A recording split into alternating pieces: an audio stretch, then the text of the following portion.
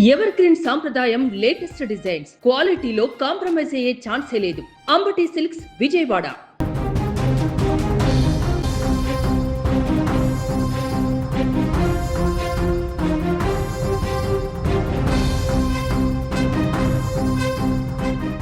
IBomma website మళ్ళీ active కావడం ఇప్పుడు చర్చనీయాంశమైంది. మళ్ళీ ఎవరు మొదలుపెట్టారు? పోలీసులు ఇంత కఠినంగా వ్యవహరిస్తున్నా దాన్ని మళ్ళీ ఎందుకు యాక్టివ్ చేశారు అన్న ప్రశ్నలు లేవనెత్తుతున్నాయి. నెట్టింట సంచలనం రేపుతున్న ఐబొమ్మ వెబ్సైట్ మళ్ళీ వచ్చేసింది. సినిమా విడుదలైన గంటల్లోనే కొత్త సినిమాలు ఈ వెబ్సైట్లో ప్రత్యక్షమవుతున్నాయి.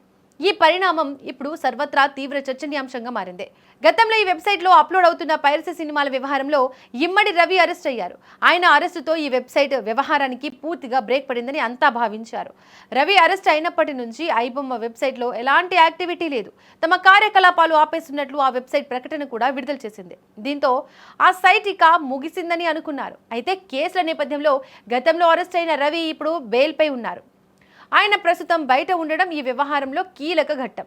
రవి బెయిల్పై ఉన్న ఈ సమయంలో సడన్గా ఐబొమ్మ వెబ్సైట్ మళ్ళీ ప్రత్యక్షం కావడం ఇప్పుడు హాట్ టాపిక్గా మారింది. అంతేకాకుండా యాక్టివిటీ లేని ఈ వెబ్సైట్ నుంచి ఇప్పుడు మళ్ళీ వరుసగా కొత్త సినిమాలు రావడం మొదలైంది. థియేటర్లలో కొత్త సినిమాలు విడుదలైన గంటల్లోనే వెబ్సైట్లో ప్రత్యక్ష ప్రసారం అవుతున్నాయి. ఈ నేపథ్యంలో పలు అనుమానాలు వ్యక్తమవుతున్నాయి. అసలు ఇప్పుడు ఈ ఐబొమ్మ వెబ్సైట్ను మళ్ళీ ఎవరు మొదలు పెట్టారు అన్నది ఇప్పుడు ప్రధాన ప్రశ్నగా మారింది. దీంతో బెయిల్పై ఉన్న రవికి ఇందులో ఏమైనా ప్రమేయం ఉందా, లేక తెర వెనుక ఇంకెవరైనా ఈ కార్యకలాపాలను నిర్వహిస్తున్నారా అన్నది తేలాల్సి ఉంది. ఏది ఏమైనా చాలా కాలంగా ఆగిపోయిన ఐబొమ్మ వ్యవహారం ఇప్పుడు మళ్ళీ తెరపైకి రావడం, సడన్గా వెబ్సైట్ ప్రత్యక్షం కావడం తీవ్ర కలకలం రేపుతోంది.